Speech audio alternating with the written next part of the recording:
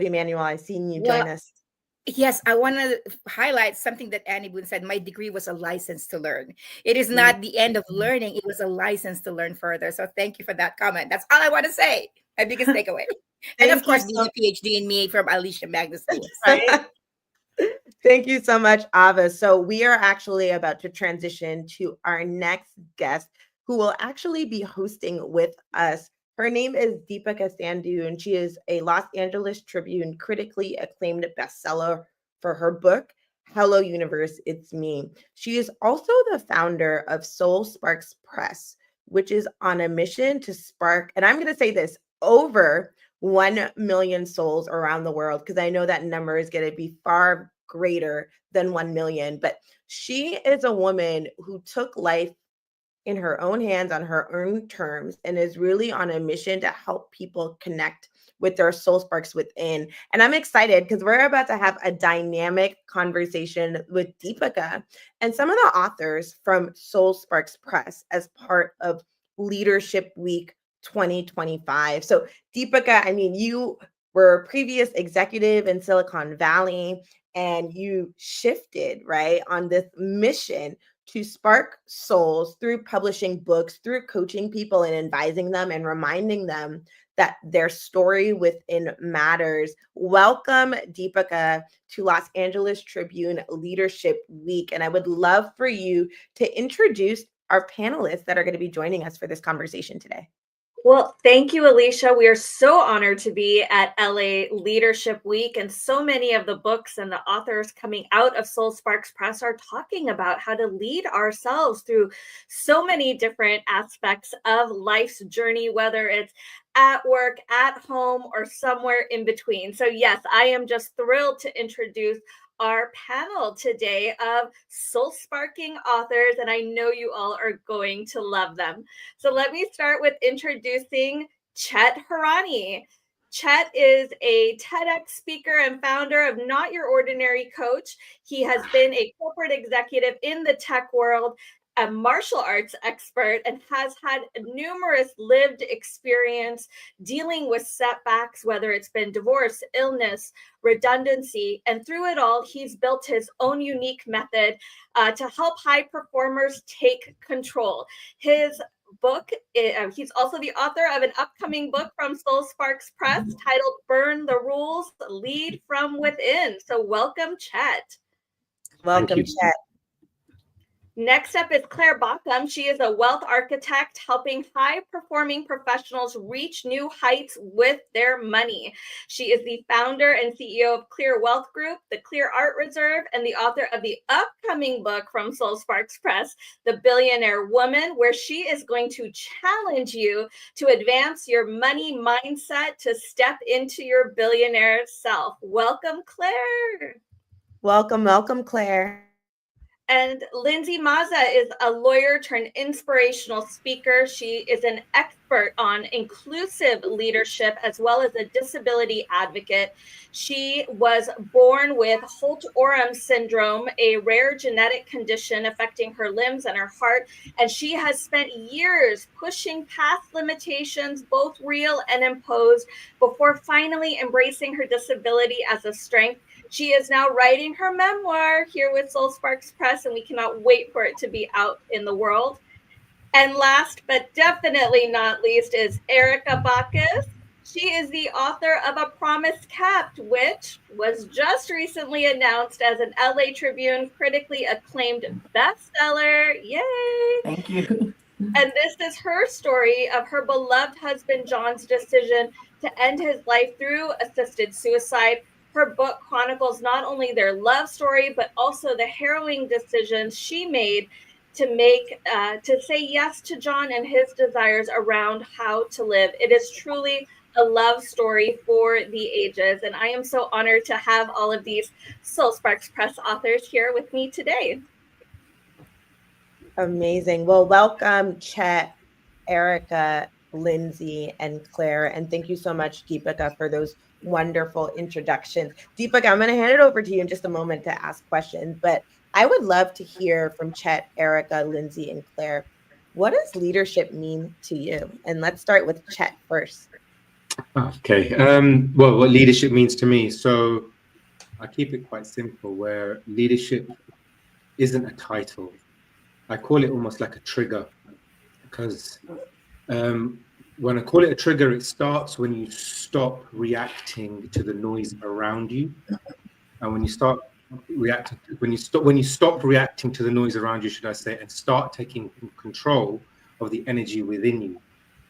And that's how I would really would sort of sum up what leadership really means to me, and how each person can lead and what you can actually do. And the book pretty much, as Deepika mentioned, explains just that.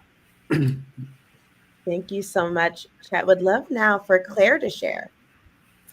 Hello, everyone. Leadership for me is I've always lived against the grain and outside the box as much as possible. So for me, it's leading from the front, but also stepping into that grandest version of yourself and leading from being that person.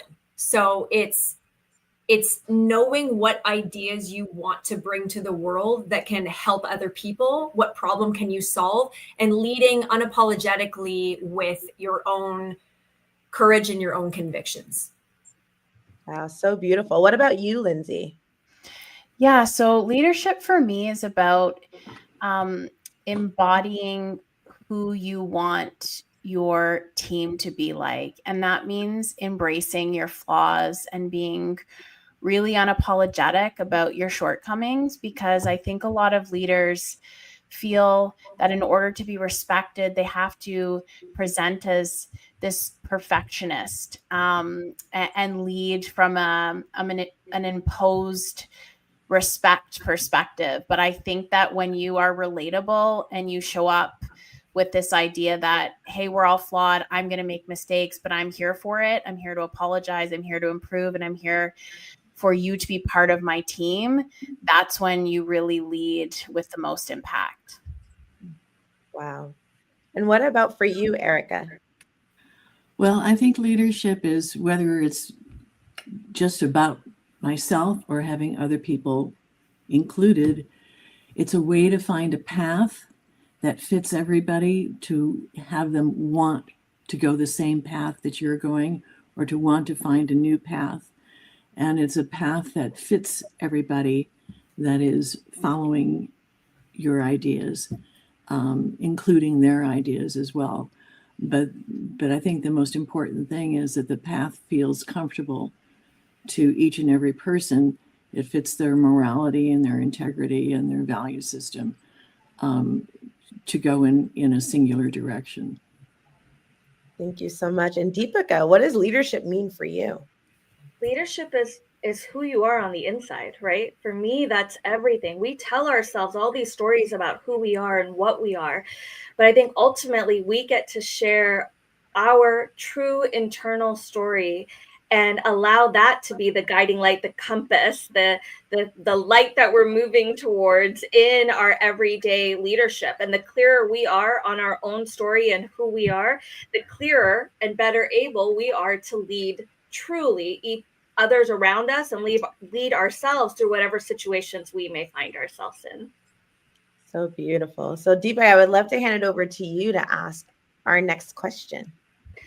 Well, I'm just super excited to have all of you here for this conversation. And, we're going to talk about leadership at work, at money, in different settings, and leading our own health and wellness. But Chet, let's start with you, because the place where most of us learn leadership is at work and in our careers. And we have grown up in this culture of corporate America, or the corporate world, learning a certain way. And in your book, you're like, never mind, that doesn't work. Let's burn those rules. Let's start over. Why do we have to do that in leadership? What makes that so important?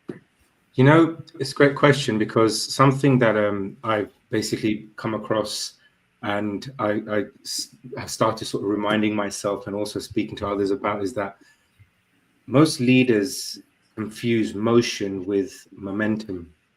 And when I say things like that, it's about it's about being, like when people say about being busy, but being busy isn't the same as being effective. Okay. And that's one of the reasons why there's almost like a confusion between what is leadership and what you're supposed to do with it, because you almost feel like sometimes too often, especially in the corporate world, is that, I mean, from my personal experiences, that always felt like you're in control of things. So not in control of things.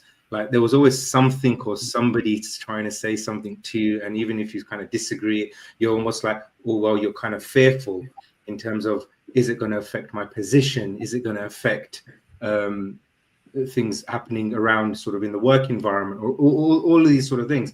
But then we kind of end up forgetting about the most important thing here.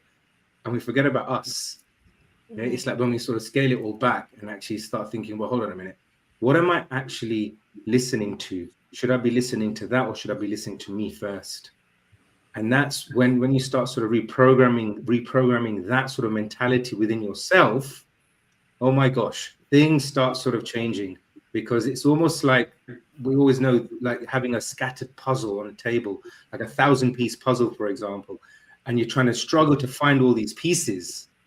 That's what corporate work can be like, right? But when you start sort of scaling back a little bit and start thinking, right, you flip this piece. Now this piece fits perfectly with this one. How good does that feel? Right? You kind of do that for yourself. So that's basically the way I'm thinking around sort of the questions from there. I love that, because, and all of us on the panel are corporate refugees, right? We've all moved past that portion in our lives, but I think we're all nodding along with you, because we were taught to be in perpetual motion.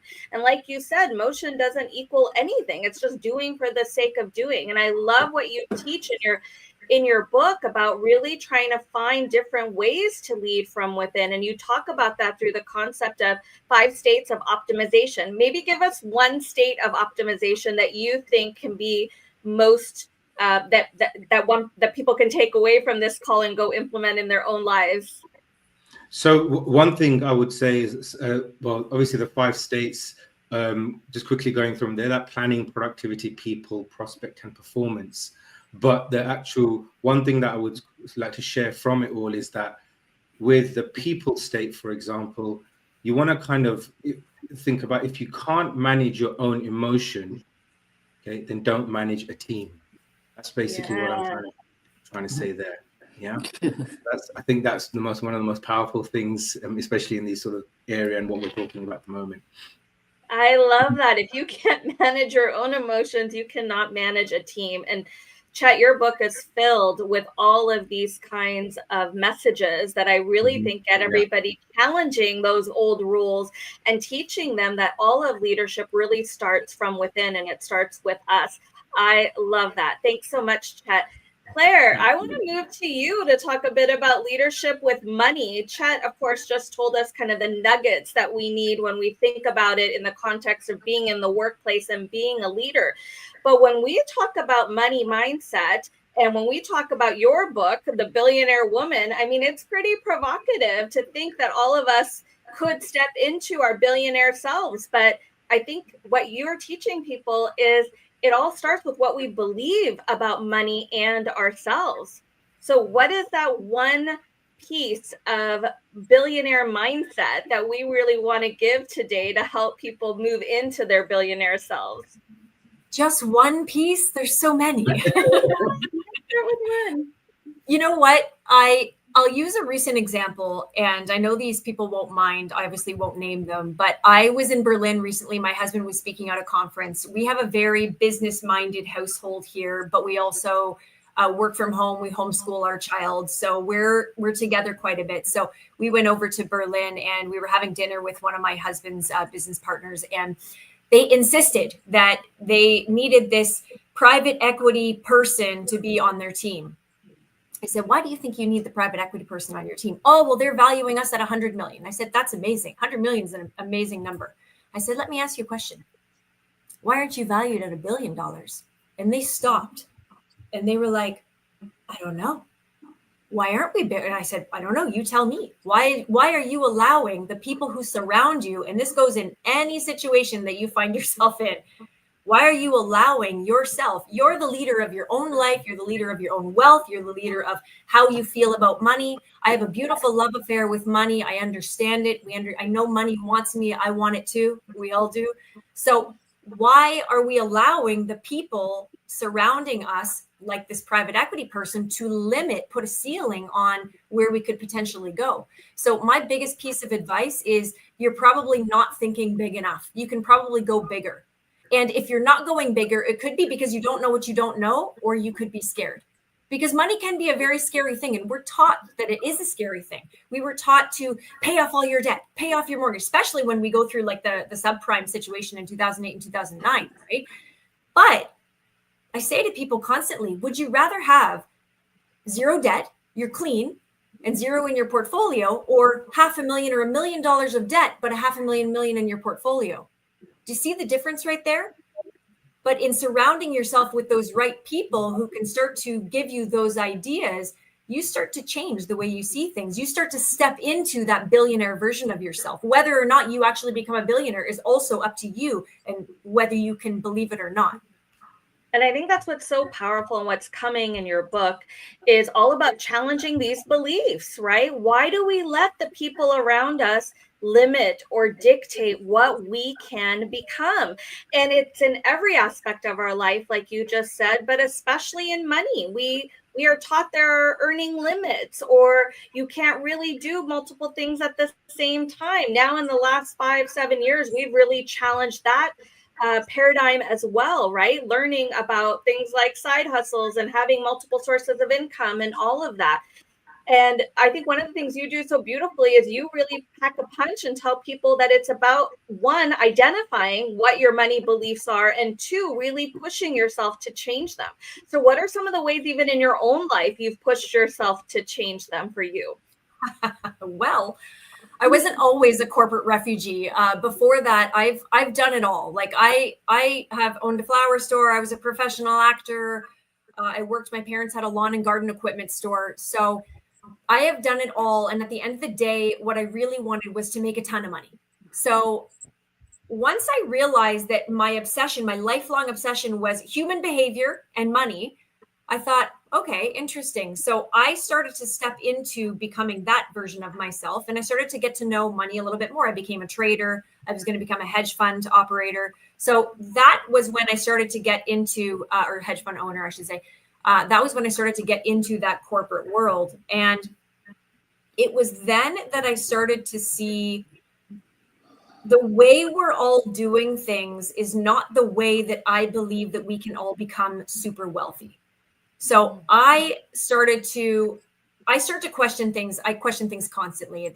I feel like it's part of my job in life is to, someone's going to tell me, okay, put all your money in the stock market. It'll make 8 to 10, whatever percentage it's going to make. I don't want to say it publicly, but whatever it's going to make, it's going to make. And that's really great. And you need that. But I started to question, how can people who wouldn't have the opportunity to become part of the 1% become part of the 1%? Right? It's partly mindset, but it's also partly, you mentioned already when you introduced me, the Clear Art Reserve, right? So I created that so that people could start to get into something that could help them get into the 1%. So for me, it's about challenging what we've all been taught and what we are told we have to believe, because you don't. You can believe that you can make millions of dollars. You can believe you can make whatever you want to make, or you can believe that you need to get rid of your debt, or you can believe that debt is your friend, right? So I think that in starting to understand money and getting around those people that can help you to understand money and starting to look outside the box. That's my answer. That I love it. I love because you're challenging everybody's thought process about money, because I'm sure there's people out there who, like me, are like, do I really want to be part of the 1%? Am I allowed to think that way? And I think you're challenging people to say you can really do whatever you want in money, in life. And it's a really powerful story. And I'm so glad that you'll be sharing it with the world very, very soon. Thanks, Claire. I'm going to move on to Lindsey Mazza. Lindsey Mazza is joining us from Toronto area today, and she is our diversity and inclusion leadership expert. And Lindsey, I mean, like, there have been so many adversities that you personally have faced going through life with the condition that you have, but rising to the top of a law firm, being a partner, and now really being an advocate for people in situations similar than yours, and to help them get out from hiding in plain sight and being who they actually are. You are such an inspiration to so many people out there. But let's talk about inclusion in the workplace. It feels like a bit inclusion is also under attack in this geopolitical world that we're living in these days. But can you remind us a bit about how important it is to create these kinds of inclusive workplaces? Yes, absolutely. So I think, looking back on my life and my career and building the law firm from the ground up, I've always, because of life circumstance, been an inclusive leader. And when I reflect back on the why and the how, and when I compare myself to colleagues, what I've come to realize is that most leaders believe, and it's by design in our society, that you're placed in this position because of credentials, because of education, because of experience. But the best leaders that I know are the ones that have the most diverse life experience. They're the ones that are constantly hungry for evolution, who are prepared to sit with themselves and view themselves from a perspective of, there's always more that I can do to be a better version of me so that I can be an ally for everyone else. And I think it's really important to understand that every single person has a form of privilege. And that privilege comes from a place of our life experience. We all have different life experiences. So my lens is always going to be of one based on disability and accessibility issues. But that life experience has placed me in a position to have empathy and problem-solving skills that other people don't have. And that's how I always led my team. I always led my team in a way that, was how I would want to be made to feel safe. So that meant, look, I'm not going to know what everybody's adversities are, but I'm certainly going to share with you all the ways that I've struggled, and I'm going to have an open line of communication. And we focus on the silos of the DEI acronym: diversity, inclusion, and equity. And most companies focus on ticking the diversity box, and that is the opposite way to create inclusion. And that's because we're not actually creating a safe space for everyone to thrive. We're simply looking to fill those spots. And then those individuals that we're bringing into our team are not actually supported. So when we focus on equity and we focus on creating a scenario where every single person has the same opportunity to be part of the employment sector, then we are by nature being inclusive, and then diversity flows. I love that. I think that's really beautiful, because what you're saying is to create the environments you would want to be in. And I think so many of us, as we move through our corporate lives, were environments that did not resonate. That's why so many of us have left. So what is the way that a leader can work to create that kind of safe, inclusive environment that can really allow the workforce, no matter what it looks like or who they are, to really thrive? Is there a place you want those leaders to start to create those environments? Yeah, I think that, something that always disarmed people when I was in big, meetings is I was never afraid to say, I don't know that answer, but I am here to find out the why and the how. And I really think the biggest problem is that most leaders operate from a really ego-based place. And if there's anybody out there who's immediately saying, I don't have an ego, my friend, you have a big ego, if that's your immediate response, because, it's so important to understand that, it's okay to admit that we don't know. But the minute that somebody raises an issue and your immediate reaction, like Chet was saying, manage your emotions. If your immediate reaction is to be defensive, then you're immediately shutting down the conversation. So you have to be so self-aware.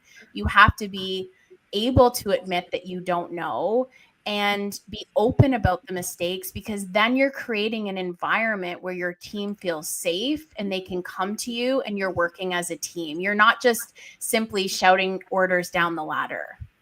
I love that. I love the way you just broke down diversity as a part of DEI and not just being the focus. The focus is inclusion, right? That we all get to work together. And the way you just framed that was absolutely perfect. Thank you so much, Lindsey, for sharing those insights. I had a lot of full sparks going off as you were talking, so I appreciate it. I want to move the conversation to Erica and another aspect of our lives that requires so much leadership, and that is how we lead ourselves in our homes and through our own health and journeys, and particularly with you in your beautiful upcoming book, A Promise Kept. You talk about your husband's journey with moving through the end of his life and really having to be a leader, right? Not just for yourself, but for your family, about moving everybody through that decision. And tell us more, Erica. Tell us about John first. John was my dear husband of 41 years who was diagnosed with Alzheimer's in 2020. And, when something like that happens, I mean, I actually had suspicions that there was something wrong with him as far back as 2017, but was not confirmed to 2020. And when you're faced with a situation like that, I felt like I had no choice. You can't panic, but you have to sort of sit down and look at the situation and think about, okay, now what are we going to do and how are we going to handle this? And given the fact that we had been married for 41 years and we always made decisions together, this was going to be a huge change because there's only one way that Alzheimer's goes. And I knew that sooner than later, he was not going to be able to participate in the typical decisions that would be necessary. So I had to take the reins, and I felt that I had to do it with compassion and love, and I so wanted to protect his integrity and to protect his ego and never make him feel less of a human being or less of a man. I wanted to be able to let him maintain his dignity throughout the entire process. We were able to figure out he did not want to live through the end of his disease, and it is not legal in the United States for somebody with dementia to participate in assisted suicide. And I found a place in Switzerland to take him where it is legal. So then there were so many decisions once that he and I had decided that's the road we were going to take. There were so many decisions that we had to look at and I had to administer, basically. I mean, things like, who do we tell? Who do we tell what we're going to do? And how do we tell them? And so we started looking at the family and, sort of like concentric circles. First it's your closest children, and then the adult children, then the grandchildren, then the extended family, and then closer friends, and then the wider circle of friends. And there's all kinds of reasons for managing a situation like this, but as we were talking about earlier about leading, it was necessary to make sure that people understood this decision. It was a radical decision and frightening and scary to everybody, as well as, they were losing a father, a grandfather, an uncle who was so dearly loved. We had to do it with care so that our families and friends would understand and follow along as best they could. One thing that was really important was that I did not want John to have to defend his decision. So getting people to understand why he was doing this was really important so that they would not create a barrier for us to go forward. I really love this part, Erica, because I think this is the part that's so relatable to so many people out there, is like, you wanted to do what he wished. You wanted You took what he wished and you were going to execute on it. And this is no easy feat for someone like you. I mean, he was your husband of 41 years. And I think when we talk about leading ourselves through this time in our life, and you talk about people out there who maybe have parents who are ailing or spouses who are ailing, what is your guidance and advice to them on following through with their wishes? How can they do that? Well, first of all, and this is something I hope that people take away from the message in the book, is that couples, whether you're married or whether you have a partner, whether you have just close friends or close family, this discussion should be held long before you have to act on it. Because if you haven't talked about what are your wishes for the end of your life before the end of your life happens, you're in a traumatic situation and makes it way more difficult. We were fortunate in that both John and I had discussed, well, what would you want to do if you ever got Alzheimer's? What would you want to do if you were in a hospital and you couldn't breathe anymore? And we were very careful about our medical directives. We talked to each other about it. We put up, what ifs with both. He did it for me and I did it for him. So my recommendation is that you discuss it, and you have to be open to what you don't have to be, but I recommend that you're open to what the other person wants, because John, let me put it this way, John would ask me through the entire time, Erica, are you okay with this? Is this okay with you? And I would, every single time I said to him, John, this is your life. You have to choose what you want to do with your life. Not me. This is your choice, and I will support you in any way possible. I will help you, because I so believe that it is each person's choice. It is each person's option to decide how they want to live their life, and how they want to live their life at the very end of their life, as well as in the middle and the beginning of your lives.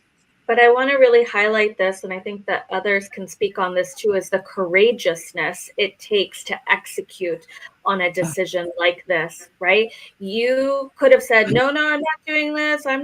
You could have put up a fight. And as you said, you were there to fulfill his wish. It didn't even matter, I think, fully what you desired or wanted. You were being so courageous in the execution of this. And I would really love to hear.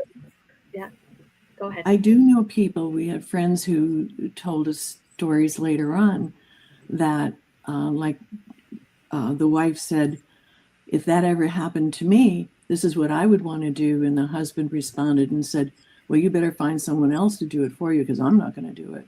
So you're right. There are people who won't do it. And they can't do it for perhaps religious reasons or moral reasons, or just because they don't want to do it. And I know people have said that, I was brave or I was strong. And what I think is I loved him. And if you love someone, you know how and when to let go. I think that's so beautiful. That's so beautiful, Erica. And I think opening it up to the rest of the group here on courageous leadership too. I mean, Erica is showing a beautiful example of courageous leadership. But Lindsey, I mean, look at all the different ways you've had to be so courageous in the work that you've done. What is your advice to people out there when they have to step into leading people in a way that requires so much courage? Yeah, I think courage is a loaded word, and I think that most people assume that doing courageous things are these like grandiose gestures, but I think that courage really is found in like quiet moments. It's the showing up courageously for yourself, regardless of how difficult the circumstances are, and holding your own hand. And it's those moments that nobody are witness to, which is why it's so important to be talking about these things because it's through sharing these experiences that other people find the courage to do the same thing. I love that. That's beautiful. And I think Chet talks about this too, about finding that answer within yourself, giving yourself the space to do that. Chet, what is your tip for everybody out there listening today on finding their courageous moments in leadership and leading with that courage? So look, some of us, some people, many people out there are still leading by rules that you never agreed to. Things like outdated job titles, old school sort of leadership behaviors, and all these sort of things, personally and professionally, should we say. And this is what I'd call an internal script that say you're not ready yet, and you keep saying these things to yourself. But rather than thinking about those things, just say the simple things. Burn those rules, okay? Because the moment I stopped trying to lead like someone else, I started performing like me. And that's what I want everyone to sort of remember from that perspective. I love it. And Claire, being courageous, even with money choices and money decisions, because we tend to feel so limited by them. What is your guidance to people out there on how to step in, even if it's just a little bit, into a more courageous mindset around money? I'm going to piggyback off of Chet, actually, and just stepping more into who you truly are and not who, like, I was told that I had to be a certain way as a financial advisor. And then I had to have the courage to step out of that role and step into a role, because for me, all I ever wanted to do was help people, was to serve people, to understand money, feel really good about it, and make a lot of it. And that was just it. I loved it. I loved the tool. And it was very, very scary for me to step out of that box that they want to stuff you in, like Chet kind of said. But the more I was honest with who I truly am and who I want to be and show up as in this world, honestly, the more things started flowing easily, even though it's still hard. You still have to, like Lindsey said, you have to have courage in those quiet moments. You do, and you still, in order to change anything in the world, those are the things that need to happen. I love that. And Erica, we've got some great comments and questions coming through in the chat. And one of them that I want to share with you is, and I think it's so related to leadership and to all the different ways that we lead in our life. But there was a question here of whether all the people in the family and the friends were more in support of John's decision, or were they more against it? And I think more broadly too, when you get in there, the question I have is, when you've got all these differing viewpoints, which I think you had a few, you're about to tell us, but when you have all those differing viewpoints, how do you move through it? What do you do?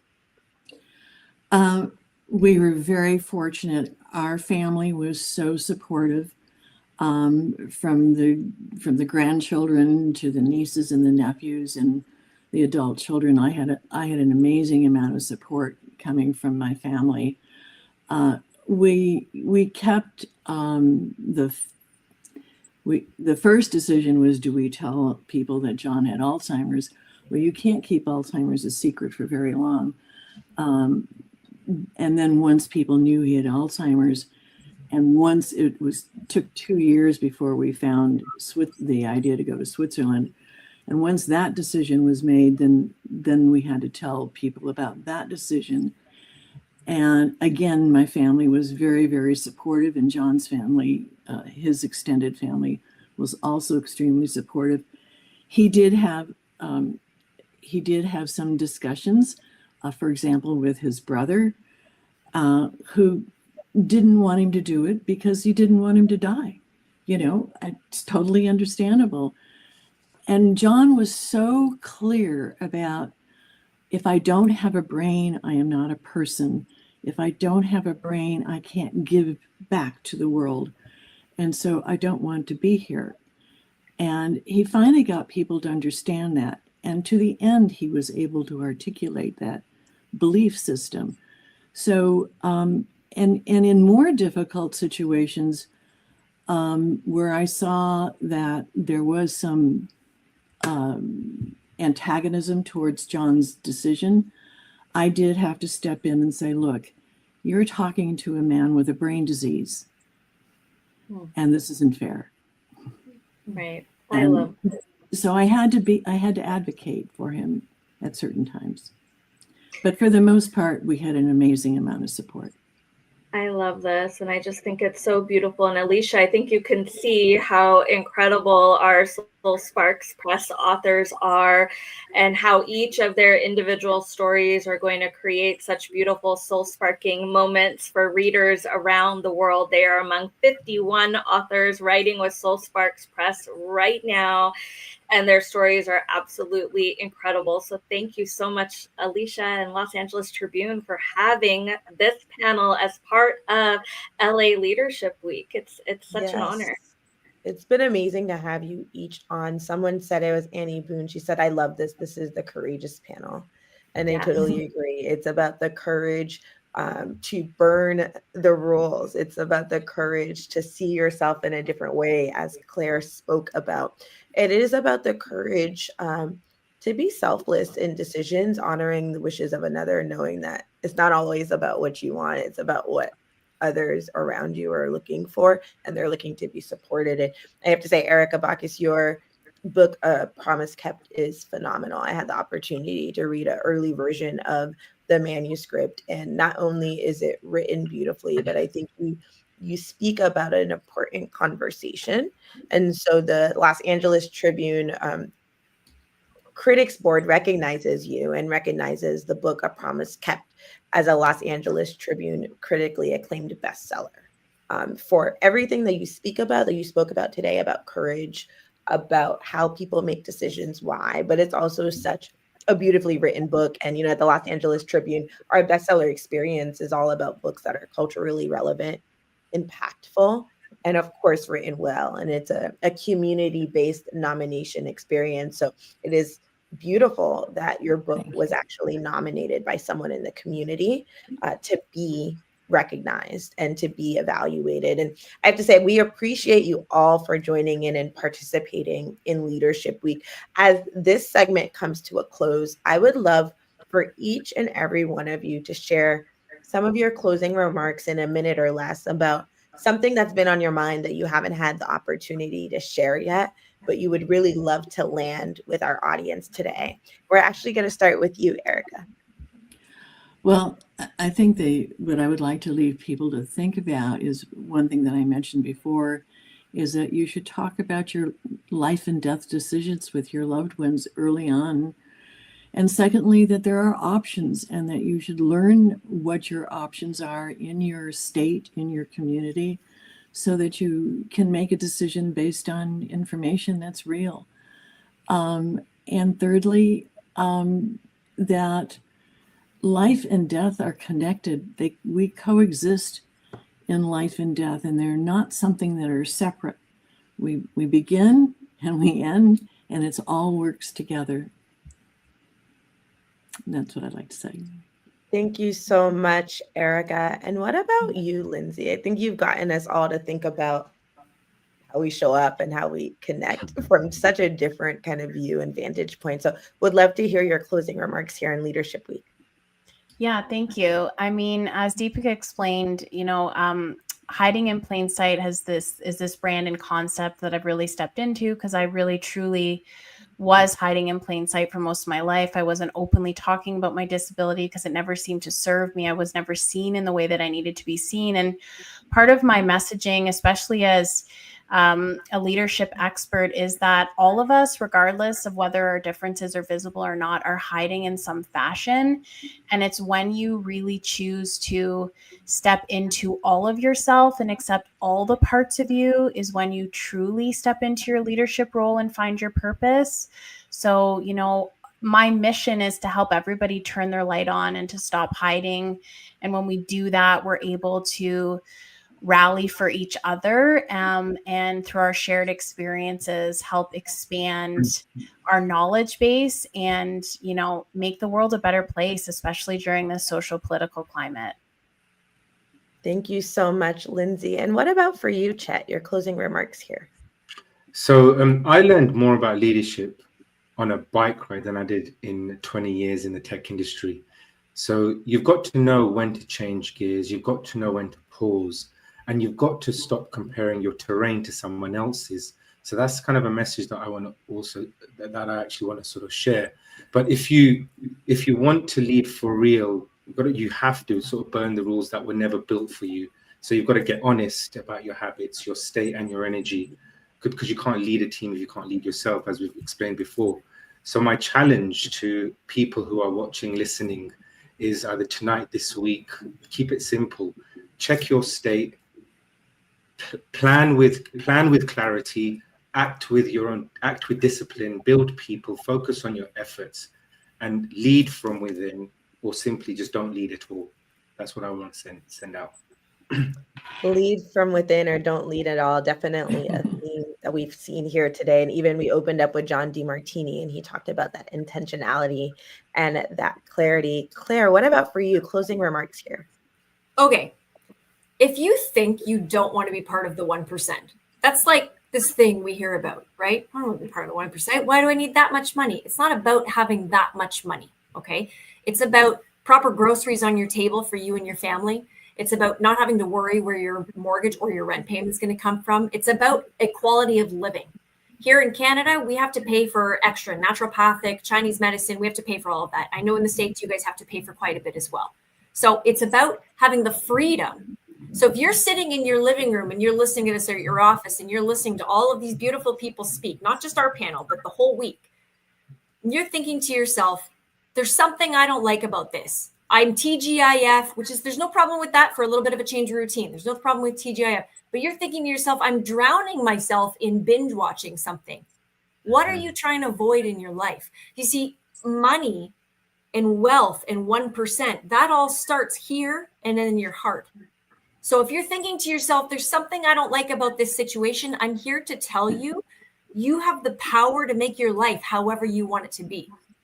You have the power to be as wealthy as you want to be. You don't have to be in the 1% if it really doesn't. But see, people say that to me all the time. And I say, really? So you're telling me you wouldn't want $20 million in your bank account? And they're like, no, I'd love that. I'm like, okay, well, so my closing remark is dream as big as possible, and then find the people that can help you to make that dream a reality. Because trust me when I tell you, it's possible. So beautiful. And Deepika, what a beautiful segment that you moderated here. Would love to go for you for some closing remarks on Leadership Week. And for those of you that don't know, Deepika is also one of the stars of the upcoming film, The Pillars of Power, produced by the Los Angeles Tribune. Yeah, and I think my closing remark as a leader is everything is totally and completely possible. If you had asked me 7 years ago, when I was going through my journey of everything that I chronicle in Hello Universe, It's Me and my life, and would I be here where I am today 7 years later, I would have thought you all were nuts, that I would have written a book, received 6 awards for the book, let it be a bestseller, have it released in other languages, and be in a movie with the Los Angeles Tribune and former stars from The Secret. I would have been like, what are you people smoking? I don't know. I don't believe it. But everything is possible, because we are meant to be the grandest, greatest vision we have ever seen of ourselves. So if you've ever seen that little dot, that little speck of something that you can become, you are meant to move towards it. You are meant to lead yourself there. You are meant to get there. Everything is possible. And I am right here, proof that it can absolutely, totally, and completely happen for you. Wow, what beautiful insights. Everything is totally and completely possible. Yes, expect miracles in your life. I want to say thank you to each and every one of you for joining us today as part of LA Tribune Leadership Week. We appreciate you all. And thank you again, Deepika, for such a beautifully moderated segment here. And congratulations again, Erica, on your critically acclaimed bestseller status. Wow, what a powerful segment. I'm going to bring Karen Hall up here, who I know was listening intently in this last segment. What were your thoughts on this last segment, Karen, as we transition